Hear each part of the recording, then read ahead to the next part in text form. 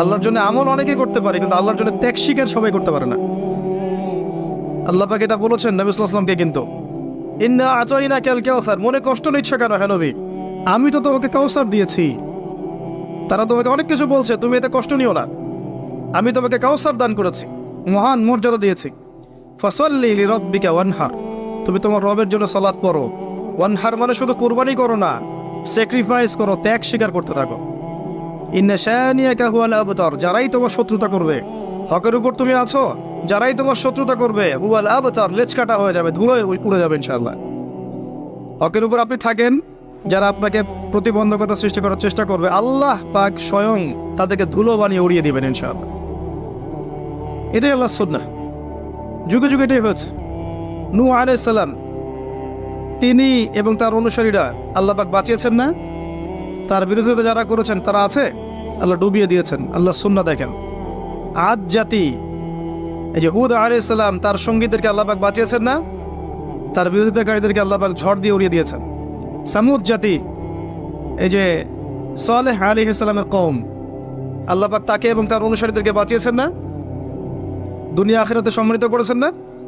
তার বিরোধিতাকারীদেরকে আল্লাহ পাক বজ্রপাত দিয়ে ধ্বংস করে দিয়েছে।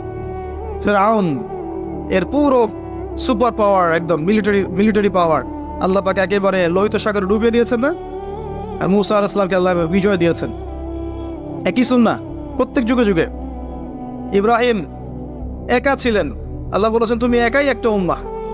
ইব্রাহিম, তুমি একাই একটা উম্মাহ। আল্লাহর কাছে হকপন্থীর দাম আছে, সংখ্যা গরিষ্ঠতার দাম নাই। হকের দাম আছে, সংখ্যা গরিষ্ঠতার দাম আল্লাহর কাছে নাই। আল্লাহ দেখবেন হক কোনটা।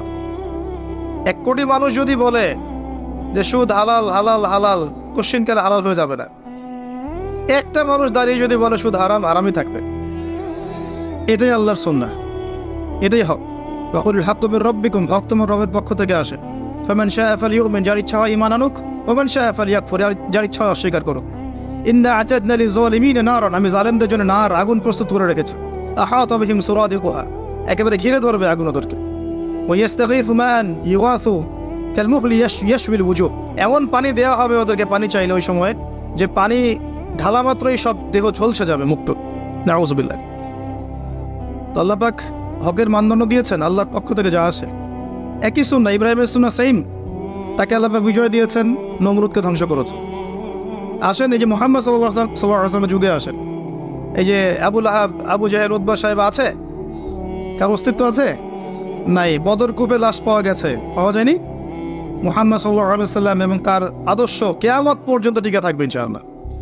এটাই রাসূলের সুন্নাহ, আল্লাহর সুন্নাহ, এগুলোই। অতএব আপনি হকের উপর থাকলে বিভিন্ন দিক থেকে বাধা পাবেন। এই সময়টাতে যদি আপনি সবর করতে পারেন, আল্লাহর পথে চলতে পারেন, ধৈর্য ধরতে পারেন, আল্লাহর জন্য সব সয়ে নিতে পারেন, ইনশাআল্লাহ দুনিয়াতে আল্লাহ সম্মানিত করবেন, পরকালে জান্নাতের টুকরা দান করবেন ইনশাআল্লাহ। আর পরকালের সাফল্যই চিরস্থায়ী।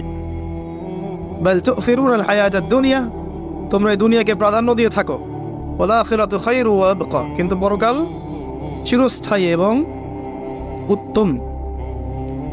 তো অ্যাজ এ ইয়াং স্পিকার আমি এটা বলছি যে তরুণরা যারা দিনের পথে আসবেন, প্রত্যেক ধাপে ধাপে আপনাকে প্রতিবন্ধকতা ফেস করতে হবে। জার্নিটা সহজ হবে না। পরিবার, সমাজ বাধা দিবে, ধর্মনেতারাও বাধা দিবে। যখন দেখবে আপনার মেহনতের ফলে ধর্ম ব্যবসায় ভাটা পড়েছে, তখন আপনাকে বাধা দিবে। দেখবেন যখন আপনার কিছু কিছু সত্য কথার ফলে আল্লাহ, এটা তো হাদিসে, আল্লাহ জিবরাইল আলাইহিস সালামকে ডেকে বলেন যে আমার ওই বান্দাকে আমি ভালোবাসি, তুমিও তাকে ভালোবাসো। জিবরাইল আলাইহিস সালাম সমস্ত ফেরেশতাদেরকে বলেন আল্লাহ আমাকে বলেছেন, আল্লাহ ওই বান্দাকে ভালোবাসেন, আমি ওকে ভালোবাসি, তোমরাও তাকে ভালোবাসো। এরপর ফেরেশতারা দুনিয়াবাসীর উপর ঘোষণা করে যে আল্লাহ অমুক বান্দাকে ভালোবাসেন, জিবরাইল অমুক বান্দাকে ভালোবাসেন, আমরাও এই বান্দাকে ভালোবাসি, হে জমিনবাসী তোমরাও তাকে ভালোবাসো। তখন গিয়ে দেখবেন যে আল্লাহর পথের কোনো সৈনিক, কোনো আলেম, কোনো মুআল্লিম, কোনো মুজাহিদ, তার প্রতি আল্লাহর পক্ষ থেকে মানুষের মধ্যে একটা ভালোবাসা সৃষ্টি হয়ে যায়। এটা এমনি এমনি হয় না, এটা এমনি এমনি হয় না। এই উম্মার মধ্যে এমন অনেক মানুষ আছেন যাদের নাম এখন পর্যন্ত মানুষ শ্রদ্ধার সাথে স্মরণ করে, করে না? তারা কি মানুষকে টাকা দিয়ে ওয়াজ মাহফিলে নিয়ে আসছিল? আসে নাই। মহব্বত থেকে আসে নাই। তা আপনি যখন এভাবে খেদমত করতে থাকবেন, সবার তো সয়ে যাবে না। কিছু মানুষের গাত্রদাহ হবে, কিছু মানুষের হিংসা হবে, ঈর্ষা হবে, কিছু মানুষের ধর্ম ব্যবসায় ভাটা পড়বে, কিছু মানুষের পরশ্রী কাতরতা রোগে ভুগবে, কিছু মানুষ ইন্টেনশনালি আপনাকে ডাউন করার চেষ্টা করবে। এবং ইসলামের বিরোধী শক্তিরা এই মানুষগুলোকে কাজে লাগাবে। ইসলামের বিরোধী শক্তিরা এই মানুষগুলোকে হজ্জা বা দড়ি মনে করে কাজে লাগাবে। এটাই হচ্ছে সারা বিশ্বে চলে আসছে দীর্ঘদিন থেকে। এটাই এই পৃথিবীর সুন্নাহ। তবে যুবকদেরকে বলবো, হতাশ হবেন না, ভেঙে পড়বেন না, আল্লাহর পথে চলতে থাকবেন। আপনার জীবনের শেষ দিনটা যেন আল্লাহর পথে চলতে চলতেই শেষ হয়। ইন্নামাল আমালু বিল খাওয়াতিম। মানুষের নেক আমল শেষের উপর ডিপেন্ড করে, নিয়তের উপর ডিপেন্ড করে এবং শেষের উপর ডিপেন্ড করে। অতীতে কি হয়েছে ভুলে যান। মিউজিক করতেন, গার্লফ্রেন্ড ছিল, পর্ন দেখেছেন, জুয়া খেলেছেন, মাদকের সাথে সম্পৃক্ত ছিলেন, হারাম অ্যাফেয়ার্সে ছিলেন, কি করেছেন অতীতে, আজকে থেকে ভুলে যান। ফ্রম নাও অন, যখন থেকে আপনার কাছে হেদায়েতের বাণী আসবে তখন থেকে তওবা করে নেবেন। বলবেন আস্তাগফিরুল্লাহাল্লাযী লা ইলাহা ইল্লা হুয়াল হাইয়ুল কাইয়্যুম ওয়া আতুবু ইলাইহি।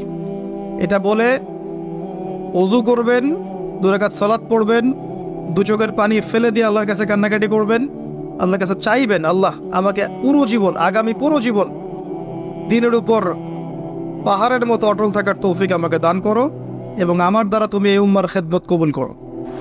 এরপরে আপনি ফিল করবেন যে আল্লাহ আপনার সাথে আছে আর কেউ আপনার সাথে নাই। ঠিক এরপর আপনি ফিল করবেন যে আল্লাহ আপনার সাথে আছে আর কেউ সাথে নাই। পরিবার ভুল বুঝতে পারে, গার্লফ্রেন্ড ছেড়ে চলে যাবে, আপনার চাকরি চলে যাইতে পারে, আপনার ব্যবসায় লস হতে পারে, আপনার এই সামাজিক প্রতিবন্ধকতা শিকার হতে পারেন। হ্যাঁ, আপনাকে বিভিন্ন মানুষ ভালো মন্দ বাজে বাজে টাইটেল দিতে পারে, জঙ্গি হয়ে গেছে, সন্ত্রাসী হয়ে গেছে ইত্যাদি বলতে পারে। এবং ধর্মনেতারাও বাধা দিতে পারে আপনাকে, কারণ শিরকের বিরুদ্ধে বলবেন, বেদাতের বিরুদ্ধে বলবেন, হারামের বিরুদ্ধে বলবেন। আপনি যখন এই সারা বিশ্বের যে প্রতারণা চলছে পশ্চিমাদের, এগুলোর বিরুদ্ধে বলবেন, অভ্যন্তরীণ বাহ্যিক সমস্যাগুলো তুলে ধরবেন, তখন চতুর্দিক থেকে আপনার উপর অক্টোপাসের মতো আঘাত আসবে। দেন ইউ উইল রিয়েলাইজ, তখন আপনি ফিল করবেন যে আপনি হকের উপর আছেন এবং আপনার সাথে কেউ নাই, আল্লাহ আছে। আর আল্লাহ যদি আপনার সাথে থাকেন, এই দুনিয়াতে ইজ্জত দেওয়ার মালিক আল্লাহ এবং পরকালে জান্নাত দেওয়ার মালিক কে? আল্লাহ। এটাই হচ্ছে মূল কথা আর কি। এই পথটা যারা সার্ভাইভ করতে পারবে, রাসূল সাল্লাল্লাহু আলাইহি ওয়াসাল্লাম 2টা সুসংবাদ দিয়েছে। একটা হচ্ছে যে একটা হাদিসে নবী সাল্লাল্লাহু আলাইহি ওয়াসাল্লাম বলেছেন যে 7 শ্রেণীর মানুষকে আল্লাহ রাব্বুল আলামিন কিয়ামতের মাঠে তার আরশের ছায়ায় ছায়া দিবেন। ওই দিন ওই ছায়া ছাড়া অন্য কোনো ছায়া থাকবে না। তার মধ্যে এক শ্রেণী হচ্ছে সেই যুবক যে তার নিজের যৌবনকালটাকে আল্লাহর পথে বিলিয়ে দিয়েছে। এই সুযোগটা কি দাড়ি পাকা মানুষদের আছে? এখন আপনাদের সামনে আছে। এই কথাটা শুনছেন আপনি, আপনার কান পর্যন্ত পৌঁছে গেল। এরপরে ডিসিশন ইজ ইয়ার্স। আপনার রাস্তা আপনি বেছে নেবেন। ওয়াহাদাইনাহুন নাজদাইন, আমি 2টা পথ দেখিয়েছি, ইম্মা শাকিরা ওয়া ইম্মা কাফুরা। ইচ্ছা হলে কৃতজ্ঞ হও, ইচ্ছা হলে অকৃতজ্ঞ হও। আল্লাহ আপনাকে ফোর্স করবেন না, লা ইকরাহা ফিদ্দিন। আল্লাহ পাক হাত ধরে আপনাকে নামাজি বানাবেন না। এখন আপনার সিদ্ধান্ত নিতে হবে যে আপনি কি করবেন। আল্লাহর জন্য বাঁচবেন না শয়তানের জন্য বাঁচবেন? যদি শয়তানের জন্য বাঁচেন, তাহলে আপনি দুনিয়াতে বাড়ি গাড়ি, টাকা পয়সা, জমি জমা, ব্যাংক ব্যালেন্স, স্ট্যাটাস সবই পাবেন ইনশাআল্লাহ। আল্লাহ পাক সেগুলো আপনাকে খুশি হয়ে দিবেন না, ফিতনা, রাগ হয়ে দিবেন। আর যদি আপনি আল্লাহর জন্য বাঁচেন, তখনও আপনি বাড়ি পাবেন, গাড়ি পাবেন, নেককার স্ত্রী পাবেন, প্রশান্তি পাবেন, হেদায়েত পাবেন, কোরআন পাবেন, নূর পাবেন, সব কি সম্মানও পাবেন। এগুলো আল্লাহ পাক আপনাকে খুশি হয়ে দান করবে ইনশাআল্লাহ। কোনটা যাচ্ছেন, আল্লাহ সন্তুষ্টি না অসন্তুষ্টি?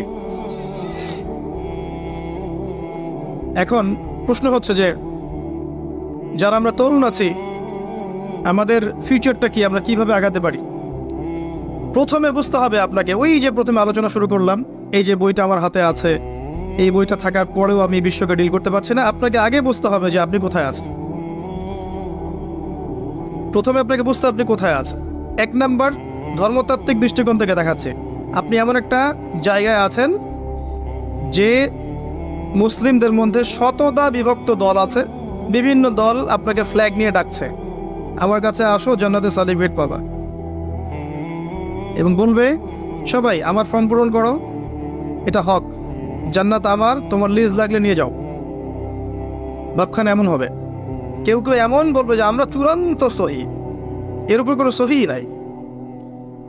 ওই সহির মধ্যেও দেখবেন আবার আরো 4-5টা দল, তখন আবার কি করবেন? সহি এ, সহি বি, সহি সি, সহি ডি, এরকম হবে। সবাই বলবে যে আমি হক। ওয়ালা তাকুনু মিনাল মুশরিকিন, মুশরিকদের অন্তর্ভুক্ত হয়েও না। আল্লাযীনা ফাররাকু দীনাহুম ওয়া কানু শিয়া, যারা তাদের দ্বীনকে ভেঙে টুকরা টুকরা করেছে। কুল্লু হিজবিন বিমা লাদাইহিম ফারিহুন, প্রত্যেক হিজব বা দল তাদের কাছে যা আছে এটা নিয়ে উৎফুল্ল থাকে। এই হচ্ছে বাস্তবতা। আল্লাহ পাক বলেছেন ওয়া'তাসিমু বিহাবলিল্লাহি জামিআন, একসাথে আল্লাহর রজ্জু শক্ত করে ধরে থাকো। ওয়ালা তাফাররাকু, বিভক্ত হয়ে যেও না। ওয়ালা তাফাররাকু, বিভক্ত হয়ে যেও না। বাল নাহনু ফাররাকনা, কিন্তু আমরা বিভক্ত হয়ে গেছি। আল্লাহ বলেছেন ওয়ালা তাফাররাকু, বিভক্ত হয়েও না, কিন্তু আমরা কি করেছি? বাল ফাররাকনা, আমরা বিভক্ত হবই। কি করবেন এখন? সহজ সলিউশন দিচ্ছি। যারা বিভক্ত তারা সবাই মুসলিম। এদের মধ্যে কিছু আছে স্পষ্ট শিরকি আকীদা আছে, স্পষ্ট কিছু বেদাতি আকীদা আছে। স্পষ্ট শিরক, স্পষ্ট বেদাত, স্পষ্ট কুফর ছেড়ে দেন, বাকিদের কথা চিন্তা করেন। এরা সবাই মুসলিম। এই প্রত্যেক মুসলিম কমিউনিটির ভালো জিনিসগুলো আপনি গ্রহণ করে নেন, প্রত্যেক মুসলিম কমিউনিটির ভালোটুকু আপনি নিয়ে নেন, খোলা মনে নেন। মৌমাছির মতো হন, জ্ঞান অর্জন করতে গিয়ে মৌমাছির মতো হন। ওই শুধু মাছির মতো হবেন না যে শুধু নোংরার মধ্যেই বসে, না। মৌমাছি যেখানে মধু সেখানে যাবে, তাই না? আপনিও সবার ভালোটুকু নেবেন, খারাপটুকু ছেড়ে দিবেন। সহজ না জিনিসটা? এবং সবাইকে ভাই মনে করবেন। ইসলাম বৈচিত্র্যময়, একই বিষয়ে একাধিক মাসআলা থাকতে পারে। আপনি একটা ফলো করলে বাকিদেরকে শ্রদ্ধা করতে শিখুন। ঠিক আছে, ওরও হয়তো দলিল আছে, আমার দলিলটা আমার কাছে বেশি স্ট্রং মনে হয়, আমি এটা পালন করছি। এর মানে এই না যে আমি সঠিক, ওই বাতিল, এমন মনে করবেন না। পুরো উম্মাহকে একটা দেহ ভাবতে শেখো। শুধু আমাদের দেশের মুসলিমদের কথা বলছি না, যদি ইয়েমেনের কোনো মুসলিম বাচ্চাকে বোম মেরে হত্যা করা হয় আপনার মন যেন কাঁদে। যদি মিয়ানমারের কোনো মুসলিমকে মেরে হত্যা করা হয় আপনার মনটা যেন কাঁদে। অ্যাটলিস্ট প্যালেস্টাইনে যদি হত্যা করা হয় আপনার মনটা যেন কাঁদে। Iraq, Iran, Lebanon, Jordan, Syria, যে আফগানিস্তান, পাকিস্তান, সমস্ত জায়গায় মুসলিমদের কিন্তু হত্যা করা হয় অমুসলিমদের কর্তৃক। আপনার মনটা যেন কাঁদে যে আমাদের উপর জুলুম হচ্ছে। যদি মন না কাঁদে বুঝবেন মন মরে গেছে, নাই মন, কলব নাই, ডেড, প্যারালাইজড। প্যারালাইজড রোগী দেখেছেন? প্যারালাইজড রোগীর একটা অঙ্গ প্যারালাইসিস হয়ে গেছে, ওখানে আঘাত করলে কি ব্যথা পায়? কারণ আমাদের পুরো বডি প্যারালাইসিস হয়ে গেছে, এক জায়গায় আঘাত করলে আরেক জায়গায় আর ব্যথা লাগে না। তো নবীজি বলেছিলেন সাল্লাল্লাহু আলাইহি ওয়াসাল্লাম, এই উম্মাহ একটা দেহের মতো, যার একটা অংশে আঘাত পেলে অন্য অংশ কি হয়? ব্যথা অনুভব করে। এখন সেটা আমরা করি? খুব কম মানুষই করে। বরং খুশি হয়, বরং মিষ্টি বিতরণ করে, বরং মনে করে না ঠিকই হয়েছে, ওর সাথে হওয়া উচিত ছিল, এরকম মনে করে। তারা বুঝতে পারে না যে যা হয়েছে তাদের সাথে সেটা কাল তার সাথেও হবে। এটা সে বুঝতে পারে না, কারণ তার দৃষ্টি অন্ধ, তার বাহ্যিক চোখ আছে, ভেতরে কোনো চোখ নাই। ভেতরের চোখ দিয়ে দেখলে বুঝতে পারতো আজ যা আমার সাথে হয়েছে কাল আপনার সাথে হতে পারে। তাই এত আত্ম অহমিকায় প্রফুল্ল হবেন না, অন্যের কষ্ট দেখে খুশি হবেন না। কারণ যারা ইসলামের প্রকাশ্য শত্রু তারা কখনোই আপনাকে ওই মাযহাবি বা সংগঠন বা দল তরিকার এই মানদণ্ডে বিচার করবে না, ভৌগোলিকতা, জাতীয়তাবাদের মানদণ্ডে বিচার করবে না। তারা দেখবে আপনি লা ইলাহা ইল্লাল্লাহ কালিমা পড়েন কিনা, দ্যাটস অল। এটাই হচ্ছে সারা ওয়ার্ল্ডে, এটা আপনার বর্তমান অবস্থা। এরপরে আরো দেখেন, আপনার অবস্থাকে বুঝেন। আপনার যত মিডিয়া আছে দেখবেন, সমস্ত মিডিয়ার ম্যাক্সিমাম 99% দেখবেন আজকে অন্যদের হাতে, পশ্চিমাদের হাতে। এবং যখন তাদের হাতে, তখন দেখবেন আপনি দিনকে রাত বানানো সম্ভব, রাতকে দিন বানানো সম্ভব। সত্য মিথ্যা হয়ে যাবে, মিথ্যা সত্য হয়ে যাবে। পৃথিবীর সবচেয়ে জালেম তাকে উপস্থাপন করা হবে এবং নোবেল প্রাইজ দেওয়া হবে। যে সভ্যতা বিগত 100 বছরে পৃথিবীতে প্রায় কয়েক কোটি মানুষ হত্যা করেছে, এদেরকে বলা হবে মানবতা প্রেমী। আর যখনই দেখবেন অল্প কিছু মুসলিম, এই প্যালেস্টাইনের কথাই বলছে, অল্প কিছু মুসলিম ইহুদের আগ্রাসন চালাচ্ছে, এদের হাতে কিছুই নাই। এরা সামান্য কিছু নিয়ে প্রতিহত করার চেষ্টা করছে, ওরা বলবে যে এরা হচ্ছে মৌলবাদী, সন্ত্রাসী। এই বিষয়গুলো খেয়াল রাখবেন। কোথায় আছেন আপনি? যখন এই বিষয়গুলো তাদের হাতে, তখন আপনি দিনকে রাত বানাতে পারেন, রাতকে দিন বানাতে পারেন। ন্যায় অন্যায় হয়ে যাবে, অন্যায় ন্যায় হয়ে যাবে, আপনি কিছু করতে পারবেন না। কারণ আমাদের মুসলিমদের স্বতন্ত্র আসলে খুব একটা মিডিয়া নাই যেখানে সত্য বিষয়গুলো প্রচার করতে পারবে। এখন ইউটিউব, ফেসবুকিং হয়েছে, আপনারা প্রচার করছেন, কিন্তু এখানে অনেক ফিতনা আছে। কারণ এই প্ল্যাটফর্মগুলো হচ্ছে ইহুদি খ্রিস্টানদের, এই প্ল্যাটফর্মগুলো ইহুদি খ্রিস্টানদের প্ল্যাটফর্ম। এখানে আমরা যারা নেমেছি, আমরা নিজেরা আসলে নিজের পায়ে কুড়াল মেরেছি। জানেন, একটা লেকচার দেওয়া হবে, দেখবেন লেকচারের একটা অংশ কাট করে এমন সামলাইন দিয়ে দিবে যে আপনি শেষ, অথচ ওর সাথে আপনার বিন্দুমাত্র সম্পর্ক নাই। ঠিক আছে? আর এই কাজগুলো ইন্টেনশনালি অনেকে করতে পারে, খুব সহজ। এখানে মানুষকে বিতর্কিত করা খুব সহজ। ইমাম আবু হানিফা রাহিমাহুল্লাহকে যদি এখন বসাই দিতে পারতেন এবং এরকম 10টা 20টা 50টা মাহফিল করাতে পারতেন, ইউটিউবে ছড়াতেন, দেখতেন যারা বিতর্কিত করতে চাইবে তার কথা ধরেও বিতর্কিত করতে পারবে না। সুযোগ আছে, একটা কথার এক অংশ একটা কথা আরেক অংশ লাগিয়ে দিবে। সৈল এখনকার অবস্থা আপনার, যে আপনার কাছে মিডিয়া নাই, প্রযুক্তি, এই যে যত প্রযুক্তি দেখছেন এগুলো কাদের হাতে? আমাদের হাতে নাই। আপনার প্রাইভেসি পর্যন্ত আপনার হাতে নাই। সেলফোন আছে, ইন্টারনেট আছে, অন্যান্য টেকনোলজিগুলো আছে, এগুলো দিয়ে আপনার যত প্রাইভেসি আছে, এই প্রাইভেসিগুলো কিন্তু আর এখন আপনার কাছে নাই। সব কিছুই মনিটর করা সম্ভব। আর মনিটর করার প্রয়োজন নাই, কারণ ব্রেনটাকে এমনভাবে ওয়াশ করে দিয়েছে পশ্চিমারা যে আপনি যা করবেন নিজেই সেটা ছবি তুলে ফেসবুকে দিয়ে দিবেন। আপনাকে মাইন্ড প্রোগ্রামিং করা হয়েছে। কথা বুঝতে পারছেন না? আপনি যা করবেন নিজেই ছবি তুলে ফেসবুকে দিয়ে দিবেন। আপনার মাথাটাকে এমন ধাঁচে নিয়ে আসা হয়েছে। ওয়াইফের সাথে শুয়ে আছেন, ছবি দিয়ে দিলেন। ওয়াইফের সাথে ঘুরছেন, ছবি দিয়ে দিলেন। গার্লফ্রেন্ডের সাথে কোলে শুয়ে আছেন, ছবি দিয়ে দিলেন। আপনি বুঝতে পারছেন এখন প্রাইভেট লাইফ কোনটা, পাবলিক লাইফ কোনটা। এই কমন সেন্সটা হারিয়ে ফেলেছেন এই অনলাইন ইউজ করতে করতে। এটা আপনার মাথাটাকে প্রোগ্রামিং করা হয়েছে, হিপনোটাইজের মতো প্রোগ্রামিং করা হয়েছে।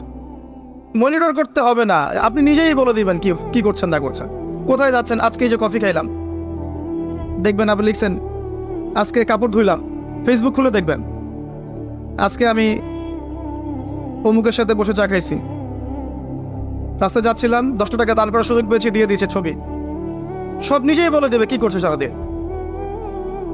মানে এটা কি মানে প্রাইভেট লাইফটাকে পাবলিক করে দেওয়া হলো না? আমরা এই সেন্সটা হারিয়ে ফেলেছি। প্রযুক্তি আমাদের হাতে নাই। আপনি যদি দেখেন এডুকেশন সিস্টেম, এই সিস্টেমটাও এর মধ্যে অনেক সমস্যা আছে। কিরকম? আপনি জেনারেল লাইনে পড়লে আপনি এদিকে পড়তে থাকবেন 10 বছর 20 বছর 30 বছর, দেখবেন যে আপনি ইসলামের বেসিক অনেক জিনিস শিখতে পারেন নাই, তাই না? এমনকি দেখবেন আপনি হয়তো বিশুদ্ধ করে কোরআন তেলাওয়াত করা, 100টা হাদিস মুখস্থ করা, কোনটা ফরজ কোনটা ওয়াজিব সুন্নত মুস্তাহাব, অনেক বিষয় আপনি বুঝতে পারবেন না, পড়াশোনা করার সুযোগ পান নাই। এমন নয় সিলেবাসের মধ্যে নাই, সিলেবাসের মধ্যে আছে, কিন্তু আপনি পড়ার তৌফিক পাচ্ছেন না। ধর্ম বই আছে না স্কুলে, কলেজে আছে না, কিন্তু আপনি দেখবেন পড়ছেন না, আপনি অন্যদিকে বেশি ফোকাস করছেন, তাই না? মাদ্রাসায় যান, এখানে আপনি পড়ছেন মাশাআল্লাহ, দাওরা ফারেক করছেন, কিন্তু দেখবেন বাস্তবিক অর্থে আপনি ইংরেজিতে পিছিয়ে থাকছেন, সায়েন্সে পিছিয়ে থাকছেন, আইসিটিতে পিছিয়ে থাকছেন, ইকোনমিক্স বুঝছেন না, ফিলোসফি পলিটিক্যাল সায়েন্স বুঝতে পারছেন না। তখন দেখা যায় একজন দাওরা ফারেক ছেলে যখন মিম্বরে দাঁড়ায়, মিম্বরে বসে খুতবা দেয়, তার মধ্যে জ্ঞান আছে মাশাআল্লাহ, জ্ঞানের কোনো কমতি নাই, কিন্তু জেনারেল এই সাবজেক্টগুলো জ্ঞান না থাকার কারণে, যেহেতু সমাজের বেশিরভাগ মানুষ জেনারেল এডুকেটেড, তারা ওই মানুষটাকে সঠিকভাবে গ্রহণ করতে পারছে না, তাই না? কিন্তু সে যদি জেনারেল সাবজেক্টগুলো পড়তো, তাহলে এই মিম্বর থেকে সে এমন কথা বলতে পারতো যে ইনশাআল্লাহ, ওই যে বললাম, কোরআন হাতে নিয়ে সে বিশ্বকে চ্যালেঞ্জ করতে পারতো। এটা হচ্ছে না। সিলেবাসের পরিবর্তন দরকার ছিল, হয়ে ওঠে নাই। জানি না এগুলো বলেই বা কি লাভ, আগামী তো হবে কিনা কখনো। তবে আমার আশা এবং ইচ্ছা যে আমরা যেটা পাই নাই বা এখনো পাচ্ছি না, আমাদের পরবর্তী প্রজন্ম, আমাদের এই ছেলেমেয়েরা যারা বিয়ে শাদী করেছেন, বাচ্চা কাচ্চা হয়েছে, এদেরকে এই সিলেবাস দেওয়ার চেষ্টা করেন। দেখবেন ইনশাআল্লাহ ওরা কোরআন সুন্নাহকে হাতে নিয়ে বিশ্বকে চ্যালেঞ্জ করতে পারবে ইনশাআল্লাহ। আরো প্রবলেম আছে। Thanks for watching. Please subscribe.